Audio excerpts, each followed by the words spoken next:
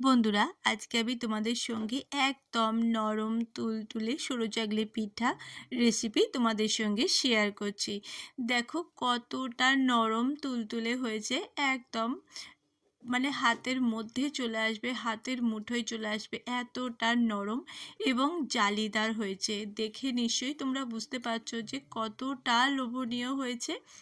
যত এতটা নরম আর এতটা জালিদার হয়েছে যে কি বলবো। তোমরা, আমি যে প্রসেসে তোমাদেরকে দেখিয়ে দেবো সেই প্রসেসে যদি তোমরা সরু চাকলি পিঠা বানাও তাহলে এতটাই মজাদার, এতটাই জালিদার, এতটা পাতলা এবং এতটাই নরম সরু চাকলি কিন্তু তোমরা খুব সহজেই করে নিতে পারবে।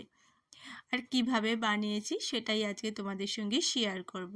আমি তো এটা নলেন গুড় দিয়ে খাচ্ছি, তোমরা নলেন গুড় দিয়েও খেতে পারো বা যে কোনো জিনিস দিয়েই কিন্তু এই লোভনীয় সরু চাকলি পিঠা খেতে পারো। চলো, আমি যে পরিমাণটা নিয়েছি সেই পরিমাণটাই কিন্তু খুব জরুরি। দেখো, আমি 1 বাটি পরিমাণ গোবিন্দভোগ চাল নিয়ে নিয়েছি।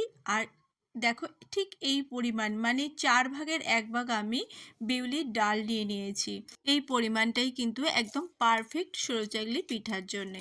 আর আমি এই ডাল আর চালটা ভালো করে ধুয়ে সারা রাত ভিজিয়ে রেখে দিয়েছিলাম। আমি সকালেই সরু চাকলি পিঠাটা বানিয়েছি। তো দেখো, এবারে আমি একটা মিক্সিং বোলের মধ্যে নিয়েছি, নিয়ে খুব ভালো করে এটা মিহি পেস্ট করে নিয়েছি। কতটা মিহি করেছি তোমাদেরকে দেখাচ্ছি। দেখো, একদম কিন্তু মিহি পেস্ট হবে, কোনো দানা দানা কিন্তু থাকবে না। যত মিহি পেস্ট হবে তত সুন্দর সরু চাকলি পিঠা হবে। আর দেখো, আমি এটা একটা বাটির মধ্যে ট্রান্সফার করে নিচ্ছি।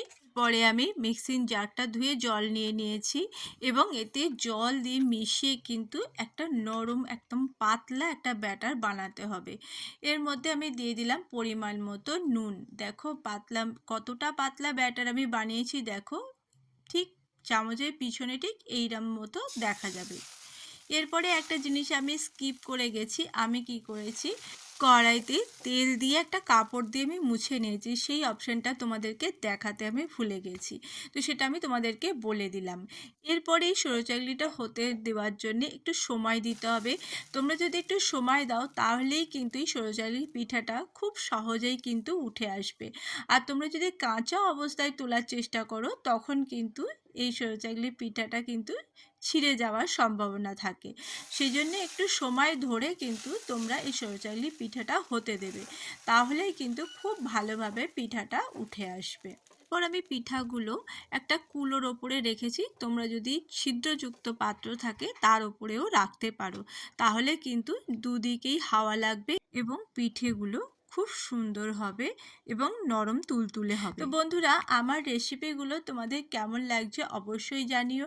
যদি ভালো লাগে তাহলে লাইক, কমেন্ট, শেয়ার করতে ভুলো না।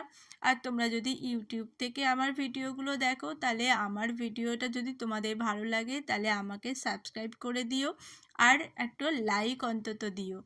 তোমাদের একটা লাইক আমাকে অনেক সুন্দর সুন্দর ভিডিও বানানোর উৎসাহ যোগাবে। তো দেখো কতটা সুন্দর জালিদার পিঠা হয়েছে।